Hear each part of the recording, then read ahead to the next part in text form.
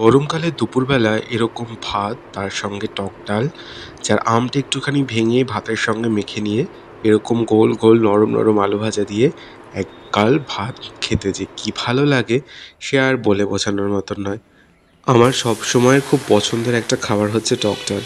তো অন্য অন্য অনেক কিছু দিয়েই টক ডাল খাওয়া যায়, চালতা বলুন, তেঁতুল বলুন, ইভেন এমনি শুধু মুসুর ডাল রান্না করে তাতে লেবু চিপে খেতেও একটা আলাদা ভালো লাগা আছে। কিন্তু আম দিয়ে গরমকালে যে টক ডালটা তৈরি হয় সেটার স্বাদ যেন আলাদাই। সেজন্য গরমকালে টক ডালটা বোধহয় একটু স্পেশাল। আর গরমের ওয়েদারের সঙ্গে টক ডালটা এত ভালো মেশে, মানে ওটার আর কোনো সাবস্টিটিউট হয় বলে আমার মনে হয় না। যদিও এখন সারা বছরই বাজারে আম পাওয়া যায়, কিন্তু গরমকাল বলে কথা, গরমকালে টক ডাল খাওয়ার একটা আলাদাই ভালোবাসার আছে। গরমের ছুটির আগে আগে বা গরমের ছুটির পর যে কটা দিন স্কুল হতো সে কটা দিন তো বেশ গরম পড়তো।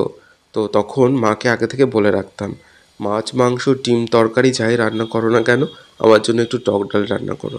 ওই গরম থেকে বাড়ি ফেরার পর তারপর সব তরকারি দিয়ে ভাত খাওয়ার পর শেষ পাতে একটু টক ডাল হলে একদম মনে হতো মনটা ভালো হয়ে যেত এবং খুব ফ্রেশ লাগতো। তো তারপর তো কলেজে উঠলাম, কলেজ থেকে বাড়ি ফিরতে ফিরতেই সন্ধে হয়ে যেত। কলেজের পর চাকরি জীবন। তো এখন আর ওই দুপুরবেলা বাড়িতে ফিরে আম ডাল দিয়ে ভাত খাওয়াটা হয়ে ওঠে না। তো আমরা টক ডালকে ইউজুয়ালি চলতি কথায় আম ডালই বলি, মানে আম দিয়ে যে টক ডালটা হয় সেটাকে। আর এছাড়াও তো আগেই বলেছি তেঁতুল দিয়েও দুর্দান্ত স্বাদের টক ডাল রাঁধা যায়, এবং চালতা দিয়েও মুসুর ডাল খুব ভালো খেতে হয়। এছাড়া জলপাই দিয়েও রান্না করা যায়। মানে যে কোনো কিছু একটু টক হলেই টক ডাল আমরা বানাতে পারি, মানে যারা খেতে ভালোবাসি আর কি।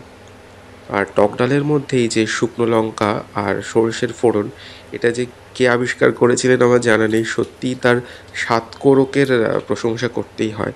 টকের সাথে শুকনো লঙ্কা আর সর্ষে ফোড়নের যে এত ভালো একটা মানে বন্ডিং, কি বলবো, যে কোনো মানে আমের পাতলা ঝোল বলুন বা এরকম টক ডাল বলুন, তো এই সর্ষে শুকনো লঙ্কা ফোড়ন পড়লেও একটা একটা দারুণ কি বলবো, জিভের মধ্যে আলোড়ন সৃষ্টি হয়ে যায়।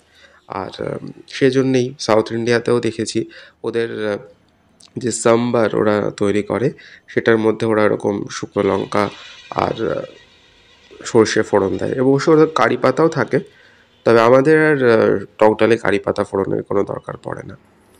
আর টক ডালের সঙ্গে আমার ভীষণ ভালো লাগে এরকম গোল গোল আলু ভাজা খেতে।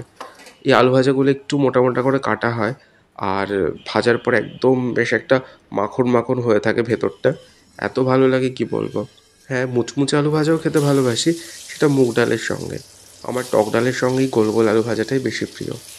আর এছাড়াও টক ডালের সঙ্গে পটল ভাজা খেতেও খুব ভালো লাগে। আজকে তো পটল ছিল না, সেজন্য ভাবলাম আজকে আলু ভাজা দিয়ে টক ডাল খাবো। জানেন, অনেকের কাছেই শুনেছি টক ডাল যেহেতু ডাল দিয়েই তৈরি হয় সেজন্য অনেকে প্রথম পাতেই এটা খেয়ে নেয়।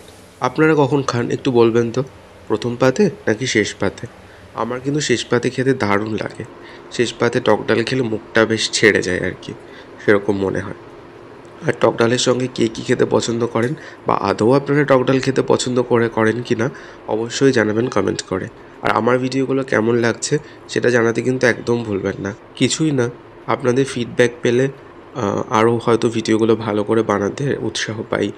সবাই খুব ভালো থাকবেন, দেখা হবে পরে অন্য একটা ভিডিওতে। ততক্ষণের জন্য নমস্কার।